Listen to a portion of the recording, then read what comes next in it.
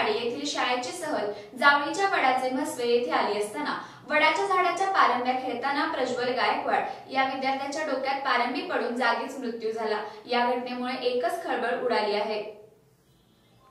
जावली तालुक्यातील प्रसिद्ध असलेल्या वडाचे म्हसवे या गावांमध्ये मुलांना दाखवण्यासाठी गेली असता ही सहल आली होती। त्या ठिकाणी वडाच्या झाडाला लोंबकळत असताना प्रज्वल नितीन गायकवाड वय वर्ष 11 राहणार अलगुडेवाडी तालुका फलटण या मुलाच्या डोक्यात वडाच्या झाडाची पारंबी तुटून डोक्यात पडली असताना त्याला तात्काळ कुडाळ प्राथमिक आरोग्य केंद्र या ठिकाणी आणण्यात आलं। डॉक्टरांनी तपासल्यानंतर मुलाचा मृत्यू झाल्याचे सांगितले आहे। घडलंय, अपघाती झाले, त्याला काही इलाज नाही।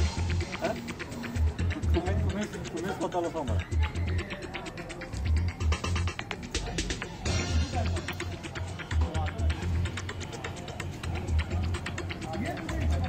काय झालं होतं मॅडम, काय घटना आहे?